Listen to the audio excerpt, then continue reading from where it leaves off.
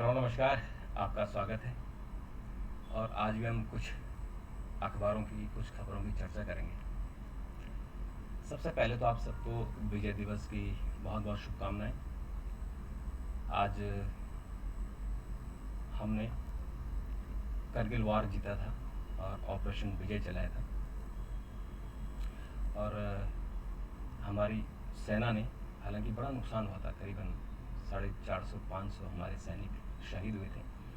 और फिर हमारी वायुसेना ने जिस तरह से बम गिराए और वहाँ से पाकिस्तानियों को भगाया, तो हमारी जीत मिली। और जो वहाँ की हमने एक से एक बहादुर खोए उसमें। और ये जो 17,000 फीट की ऊंचाई पर दुश्मन डेरा डाले हुए बैठा हुआ था। आर्मी ने चढ़ने की कोशिश की, लेकिन क्योंकि वो पहाड़ी पर थे तो उनको आसान था, इसलिए वो नीचे हमारे सिपाहियों को मारे जा रहे थे, टारगेट कर रहे थे। और फिर जब हमने हमारी वायुसेना एक्टिव किया गया, फिर मिराज 2000 ने कुछ टारगेटेड पॉट्स मंगाए और फिर उनके ऊपर बमबारी की, फिर उनको भगाया। और करीबन जो जोजिला से लेह तक का 300 किलोमीटर का LOC का इलाका है, वहाँ ये सब उसी इलाके में हुआ था। और 1999 में की ये बात है, जब वहाँ एक ब्रिगेड तैनात थी, 2500 सैनिक थे। और करीबन 14,000 से 18,000 की फीट की ऊंचाई पर ये इलाका था। तो जो जोजिला और लेह के बीच में है करगिल, वहाँ की पहाड़ियों पर मुस्को, द्रास, करगिल, बटालिक, तुर्तुक, यहाँ सेनाएं थी। और इसमें जो टाइगर हिल था, जहाँ आपने अभी एक फिल्म देखी होगी, विक्रम, कैप्टन विक्रम पर आपने फिल्म देखी होगी, विक्रम थापर पे। और हमारे सैनिकों ने बहुत उस पर कुर्बानी दी, शहादत दी, लेकिन अल्टीमेटली हमने ये युद्ध जीता। तो आप सबको इस युद्ध की जीतने की शुभकामनाएं। मित्रों, मणिपुर का हाल आप देख ही रहे हैं, क्या चल रहा है। और मणिपुर में जो कुकी और मैथिल समाज में है, उन समाज के बीच में किस तरह से जो आपस की रंजिश इस हद तक पहुंच गई है कि जो जहां देख रहा है एक दूसरे के खिलाफ नफरत फैला रहे हैं। महिलाओं को निर्वस्त्र घुमाया जा रहा है, गैंग रेप किया जा रहा है। और उसको लेकर दिल्ली में संसद में बड़ा हंगामा चल रहा है, संसद में। और उसके बाद पिछले 4 दिन हो गए, आज 5वां दिन है। और लगता है कि आज भी संसद ठीक से नहीं चलेगी। हालांकि सरकार ने कुछ सरकारी कामकाज रखा हुआ है, पर लगता नहीं है। कल भी जैसे एक बिल पास हुआ, बड़ी मुश्किल से शोर शराबे में पास हुआ, तो हाउस नहीं चल रहा है। सरकार मणिपुर पर चर्चा करने के लिए तैयार है, लेकिन अपोजिशन तैयार नहीं है। अपोजिशन चाहता है कि प्रधानमंत्री पहले बयान दे और राज्यसभा में 267 नियम के तहत हो, ताकि इसलिए कि वहाँ उस पर डिवीजन हो सके, ये पता लग सके कि कौन किसके पक्ष में, यानी वो जो NDA के घटक दल हैं उनको भी घेरना चाहता है। तो ये जो मामला है, ये मामला बड़ा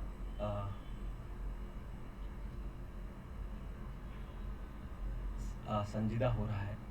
और जो राजनीतिक दलों की जिम्मेदारी है कि शांति का माहौल बनाएं और समाज के उन लोगों से बात करें जो इस वक्त इन्फ्लुएंसर हैं, जो समाज को, उनकी बात को लोग सुनते हैं, वहाँ पे अप्रोच करना चाहिए, उनको रीच आउट करना चाहिए। लेकिन यहाँ उल्टा हो रहा है। रीच आउट करने की जगह जो मामला आप देख रहे हैं कि पार्लियामेंट नहीं चले जा रहा है, नाराबाजी हो रही है। और जिस बहस का जो स्तर है वो नीचे आ रहा है, वो थोड़ा चिंता की बात है। और अभी जो वहाँ से बात आ रही कि एक किसी महिला ने कहा कि उनके पति को उनके सामने मार दिया, बेटे को सामने मारा, बेटे के कपड़े उतार कर घुमाया, उसे पीटा, गैंग रेप किया, एक दिन मेरा सब कुछ खत्म हो गया। आज तक न तो CM और न ही मंत्री ने फ़ोन आया। विरल जो वीडियो वायरल हुआ था उसके बाद भी कोई नहीं आया, तो पीड़ित माँ है जो, वो उसकी क्या गुजरी होगी कि उसके सामने ही उसका बेटा और उसके पति को मार दिया गया और बेटी को निर्वस्त्र करके उसे गैंगरेप किया गया। कितनी दुखद और इतनी शर्मनाक स्थिति है कि दिल दहल जाता है सब सुनकर। तो ये जो इसका समाधान ढूंढने की बजाय जिस तरह से चीज़ें हो रही हैं वो बहुत ही दुख देने वाली बातें हैं। और आज हम कोशिश करनी चाहिए हमारी पार्लियामेंट में भी कि मामला शांत हो। दूसरा मतलब फिर नॉर्थ भारत जो नॉर्थ इंडिया है वहाँ बारिश हुई है, ज़बरदस्त बारिश हुई है, और इस बारिश के कारण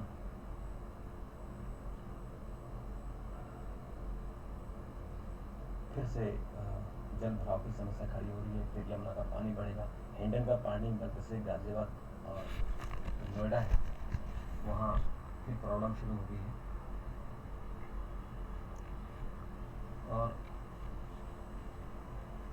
अब जिस तरह से हिमाचल और उत्तराखंड में बारिश होगी तो उससे ऐसा लगता है कि अभी और प्रॉब्लम शुरू होने वाली है।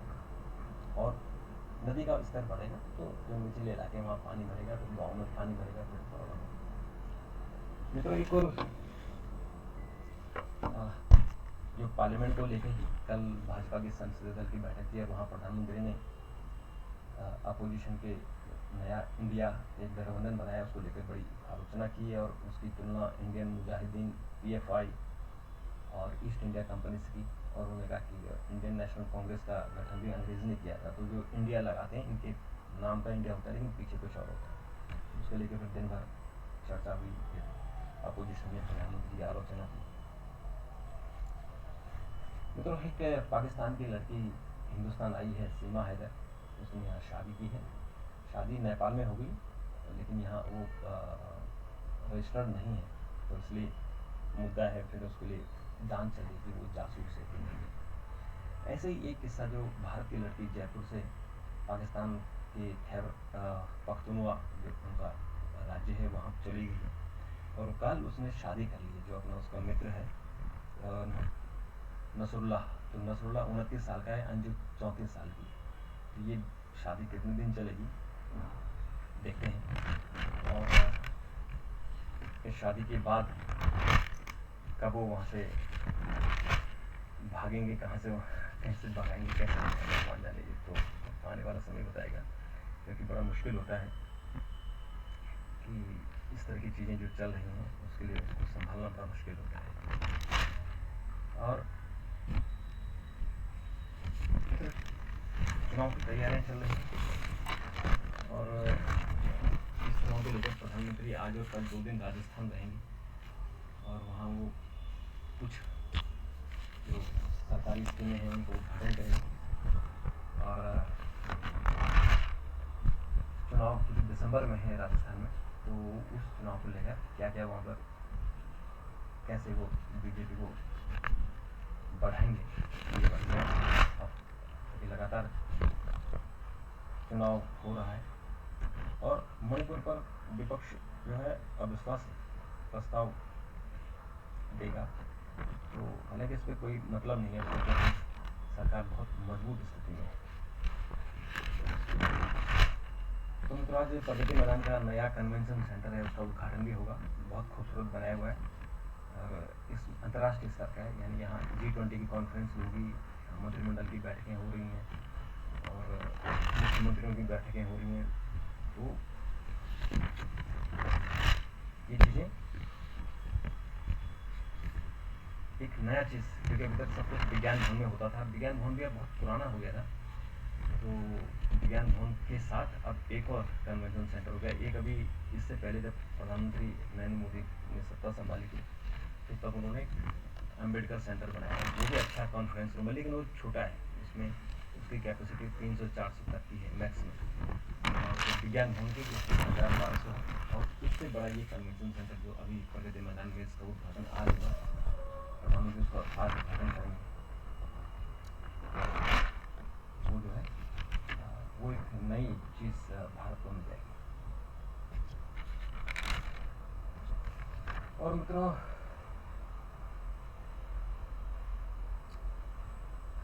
राजस्थान से कुछ लोगों ने केंद्रीय मंत्री प्रहलाद पटेल को यौन उत्पीड़न का आरोप लगाते हुए, छेड़छाड़ का आरोप लगाते हुए एक्सटॉर्शन की कोशिश की थी। तो उनको पुलिस ने 2 लोगों को पकड़ लिया है। ये बहुत बड़ा रैकेट चल रहा है। आपको कॉल आएगी, फिर आपको वीडियो कॉल आएगी, फिर आपको उस वीडियो कॉल को वो उसमें कुछ आपके जानबूझ के किसी और के नग्न फोटो चेहरा आपको लगा के और फिर आपको ब्लैकमेल करेंगे। इस तरह की घटनाएं खूब घट रही हैं।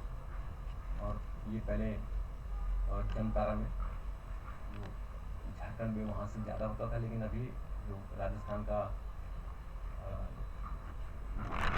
इलाका है, राजस्थान में जो कई इलाके हैं उनमें भी ज़्यादा हो रहा है। तो वहाँ से भी अब सरकार के लिए एक नई समस्या खड़ी होगी कि इस समस्या से कैसे निकला जाए।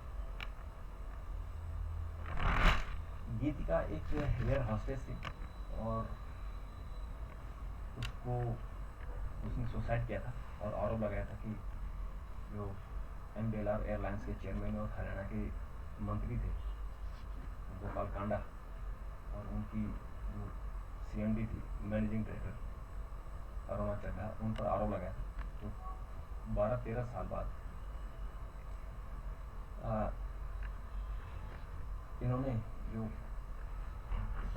उन्होंने 12-13 साल बाद कल दिल्ली के एक कोर्ट से उस पर डिसीजन आ गया है और वो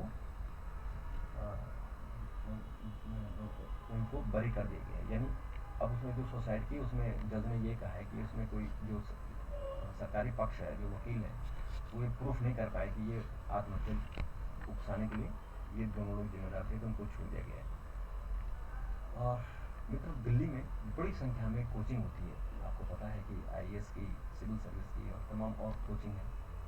उन कोचिंग सेंटरों में एक जगह आग लग गई थी पिछले महीने।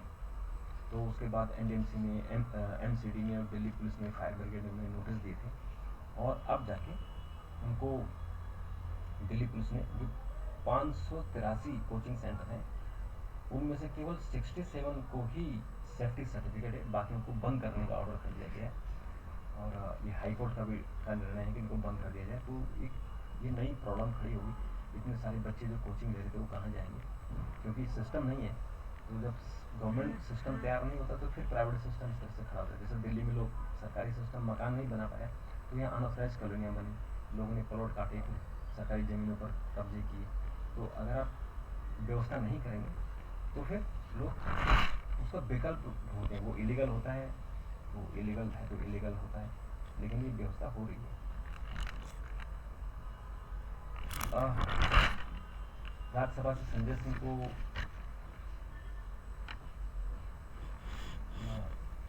निलंबित किया गया पूरे मानसून सत्र के लिए। तो उनको वो रात भर वहीं थे, कल भी रात भर वहीं थे, वहीं बैठे वहीं उनका खाना पीना और जहाँ पे थी उनका बिस्तर लाया गया था। लेकिन अभी आज जिस तरह से बारिश हुई है तो रात को पता नहीं कहाँ अंदर रहे होंगे, क्योंकि हाउस में जो मेंबर्स होते हैं उनको आने की परमिशन होती है, केवल चेंबर में नहीं जा सकते या सदन में नहीं जा सकते। मतलब जो 15 जो IIT बॉम्बे के स्टूडेंट हैं उनमें से 15 बच्चों ने एडमिशन लेने के बाद छोड़ दिया। ये भी चिंता की बात है। जो हमारा जो सिस्टम है, क्या उसे रोज़गार मिल रहा है, नहीं मिल रहा है, इसकी बड़ी चर्चाएँ हो रही हैं। मुझे लगता है कि उसी के कारण बच्चे छोड़ रहे हैं। और आजकल जो ऑनलाइन बिजनेस का जो एक नया बूम आया है, उस पर बच्चे लोग ज़्यादा जा रहे हैं। तो मित्रों, अभी के लिए इतना ही, फिर आपसे मुलाकात करेंगे। तब तक के लिए नमस्कार, थैंक यू, धन्यवाद।